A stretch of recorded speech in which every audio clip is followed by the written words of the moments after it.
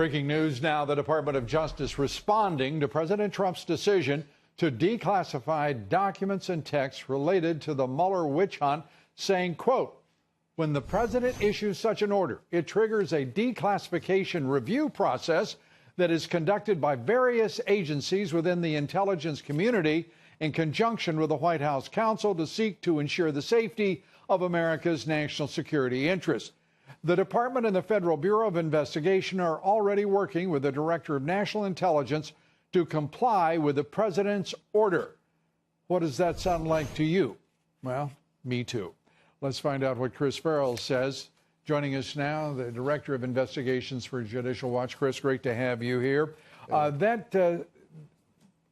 Your reaction to the statement from the Department of Justice, a missive, it seemed to me, from the heart of the deep state. Yeah, I mean, it's a very sort of perfunctory bureaucratic response. But look, for more than a year, we've been suing to get these very same records. They've all been processed under the Freedom of Information Act. They've been processed under federal court order. So this notion that they have to go back and start all over or look at it again or review it, it's another false and misleading statement by the Justice Department and the FBI. They already have all the documents compiled. They've already been reviewed because of our litigation. They simply need to release them. They're going to slow walk it. They're going to foot drag because it's not in their interests to reveal the incredible level of corruption in both the DOJ and the FBI. Robert Mueller is sitting on top of right now. Yeah. Over 2 years of investigation by both the FBI and his special counsel, some 17 angry Democrats, as the president refers to his staff. Yep. They've been going, they have no evidence of collusion. They're beyond their charter in everything they've done. They have prosecuted, but they have prosecuted nothing under the rubric of the scope memo, whether you're referring to the one in August or the one in May. It is a preposterous, just to me, nauseating effort to thwart both justice and the values of this country. Correct. And also, remember, Rosenstein signed one of those warrant renewals contemporaneous with the appointment of the special counsel. So this is a wonderful opportunity, once all that information is released, for the president to say, Mr. Rosenstein, you no longer enjoy my trust and confidence. You're dismissed. And if Mr. Wray drags his feet as well, there's another opportunity. Rosenstein needs to go. This is the perfect opportunity, given the context and given the amount of information that's going to be revealed, that he is actively suppressing this criminal conspiracy. Now is the time for Mr. Rosenstein to be fired, and I think that this documentation, when released, will only confirm and compound that. I know that you have expressed your view on their slow walking, whether at the Department of Justice, the FBI, or the DNI, the intelligence community.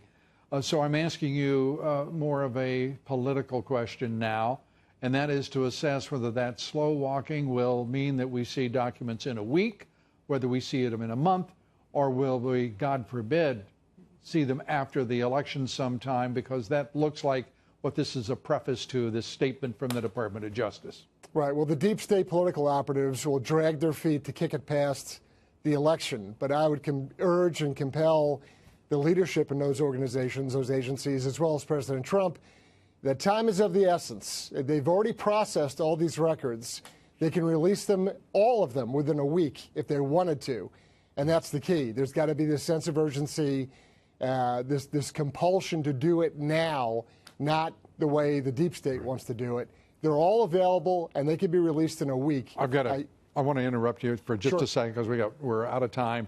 I want one question for you to address, if you would, and that's a text, another text that's been revealed between Strzok and Page, and this one from Strzok saying this: we need to open the case. This is on May 9th, 2017. We need to open the case. If we've got this full screen, please put it up, okay? I'm going to wait for you to get that up. Have you got it? We need to open the case we've been waiting on now while Andy is acting, referring to Andrew McCabe. Page responds, we need to lock in, redacted, in a formal, chargeable way soon. Effectively acknowledging there's no evidence, they need some sort of contrivance, it seems. Your judgment, your interpretation of that exchange. Mine matches yours. It's a pretext. They know that Andy McCabe would essentially conspire with them, and since he was the acting, he could sign off on it. And this is another deliberate targeting. This is the incredible abuse of power, targeting President Trump personally and all those around him. And this is the greatest outrage and abuse of authority at the FBI the country's ever seen. Chris Farrell, Judicial Watch. Thanks for being with us, Chris. Thank you. Thanks, Lou. Joining us tonight is Jason Chaffetz, former Republican congressman from the great state of Utah, Fox Business contributor, and author. Let me see that book. Let me see that book. The book is The Deep State, How an Army of Bureaucrats Protected Barack Obama and is Working to Destroy the Trump Agenda. It's available for purchase tomorrow. We recommend it to you highly, and so highly, in fact, that we would suggest you pre-order it tonight to get a jump on all those other folks who will be coming to the party. Congratulations, first of all. Appreciate it. And great to have you here. Let's start with first these FISA documents. The president, this is historic. He has kept his promise, openness, transparency, and declassifying those documents. What's your reaction? Now, hats off to the president for doing this. You've had the Intelligence Committee, the Oversight Committee, the House Judiciary Committee, members that have looked at this stuff, wanting and pushing for openness and transparency, something that Adam Schiff and the Democrats don't want to have happen. But it's going to illuminate what was happening at the upper echelons at the Department of Justice. And they never thought that was going to happen because they all thought that Hillary Clinton was to become the president. But now with President Trump, it's going to illuminate what was really going on. And that's why oversight is so imperative. 20 pages. This is oversight instituted by the president himself. It's too important oversight to leave to the Congress, obviously, and the Senate, because they have done a terrible job. There are exceptions to it, and I don't mean Devin Nunes and his committee has done a great job. But for the most part, without this president, without the OIG at Justice, we would know very little. No, and that's why it's important, because those members who maybe have seen this information can't talk about it publicly. By declassifying it, putting it out there for the world to see, remember, these are cases that are closed, that are old. That's why it's so important to look at and look over the shoulder of the upper echelon of the Department of Justice, because there was a lot of nefarious activity going on. And we know most of it. We know the people who were involved. We've named them. The president names them in ordering release those texts, unredacted. I want your judgment, because this is a question in the minds of every Republican in the country. Will these documents, will these texts be enough to alter the outcome of the trajectory the midterm elections appear to be on? I don't know that it necessarily pushes it over the edge, but I do think American people, those that are legitimately looking at this election, do you want to do what James Comey and the Democrats want? Remember, Comey's out there advocating elect Democrats because this investigation then dries up. That's right. And what you want to see is Ratcliffe and the people in Devin Nunes continue on with this investigation, root it out, fix the problem, because we have to entrust the FBI, but we can't right now until this gets turned around. I don't know when it's going to be turned around. I want to tell you, we had a remark from Chuck Schumer today saying that the reason that the FBI needs to be investigating the Kavanaugh accusations, is because the FBI is truth seekers, acting as if there was no question about their integrity, when it's the leadership of the FBI and Department of Justice are nothing but a toxic cesspool of political corruption. And that's why we got to clean it up. My grandfather was a career FBI agent. I grew up in an atmosphere in a household that just believed in the integrity there. But when you look at Ohr and Strzok and Page and McCabe, and you just start going down the list, this is literally the senior-most leadership. And they've either been fired, they've either had to be dismissed, and there was a reason why. And there's a reason why, again, in addition to everything that you mentioned, that the Republican Party needs to stand up on November 6th, partly because Biden and Holder, by the way, the only guy talking about corruption, That's he's right. the only cabinet officer in history, cabinet secretary in history to be cited for contempt by the Congress of the United States. I mean, isn't that a beautiful thing? but there's a president who needs all of the support he can get in the House of Representatives as well. Jason Chaffetz, great to have you with us. Thanks, Lou. America's a better place for having a new book, The Deep State. We recommend it. In a move that has surprised many, the White House announced President Trump is ordering the Director of the National Intelligence and the Department of Justice to declassify a number of materials related to Special Counsel Robert Mueller's investigation into the Trump campaign. The order includes, amongst many things, pages from a FISA application against former Trump aide Carter Page, interviews with former DOJ official Bruce Ohr, and text messages from former FBI Director James Comey and former FBI agent Peter Strzok and FBI lawyer Lisa Page.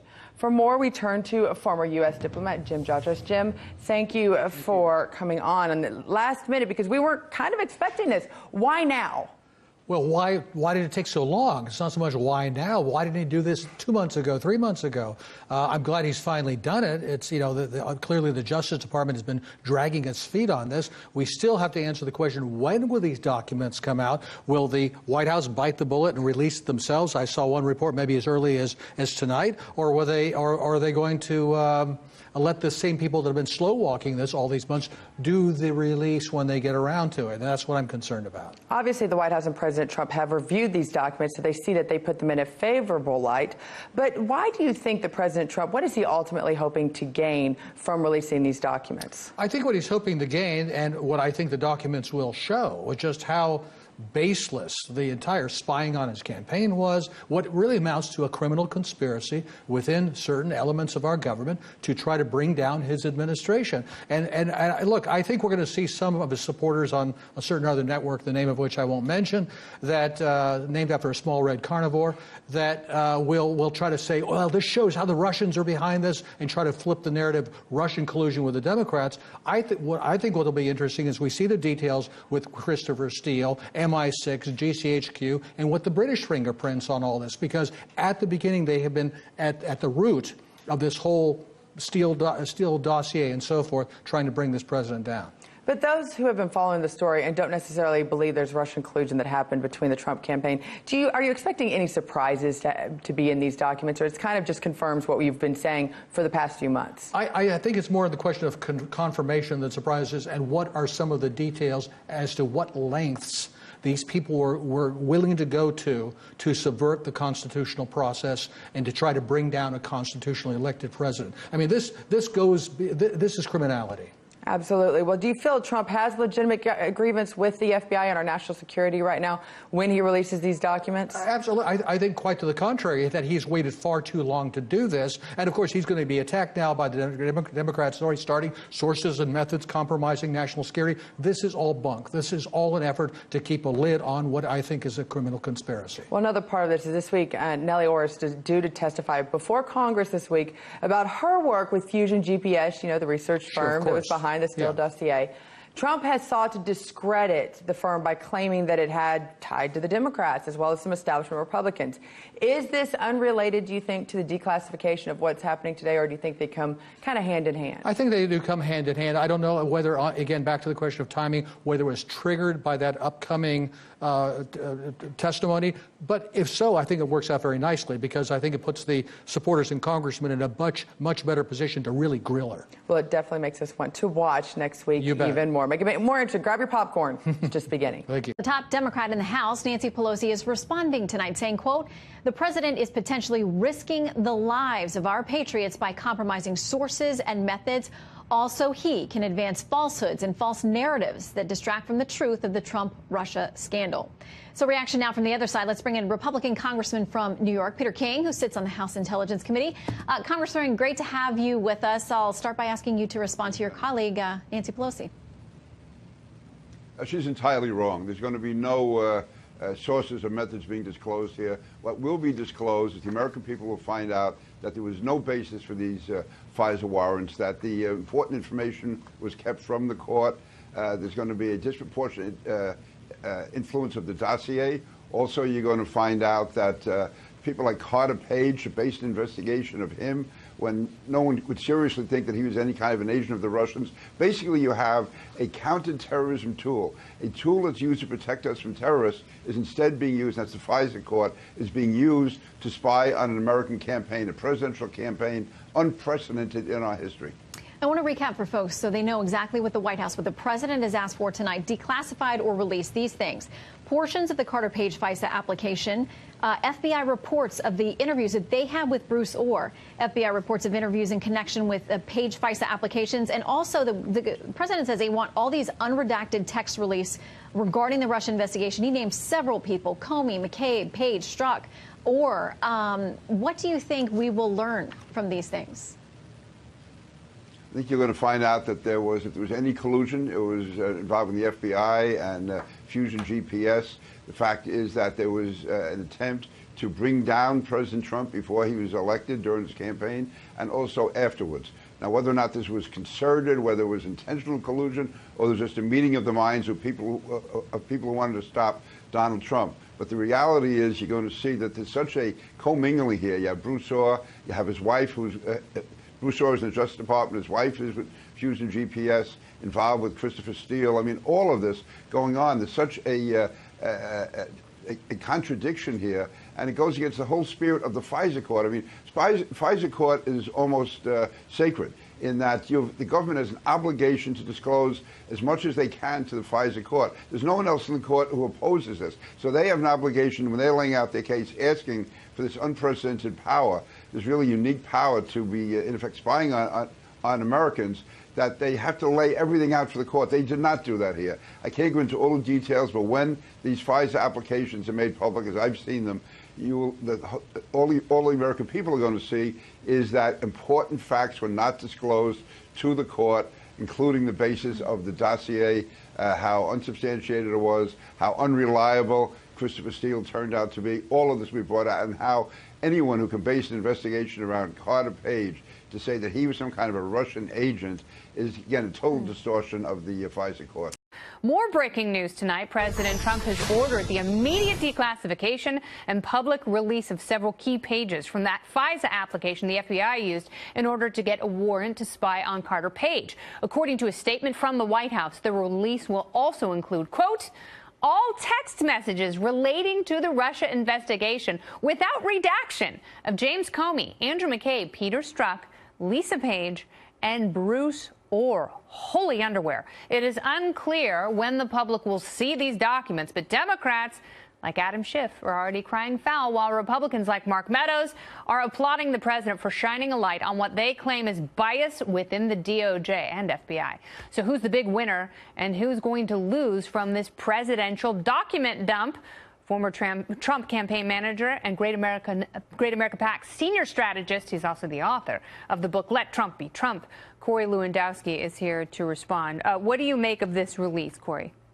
Well, this is a great day for the public in the era of transparency. The president has done something which Congress has been calling on him to do for a long time, releasing and declassifying pages 10 through 12 of that FISA application, 17 through 34, but also the FBI's 302s to Bruce Ohr, who we know met with the FBI on at least a dozen occasions to discuss his wife's relationship at Fusion GPS and how the false dossier got put together. This is going to be very important. The question now is, does the swamp take over? The president has asked for the immediate declassification of this. When will Rod Rosenstein and DNI Coates make this information available to the public in an unredacted manner?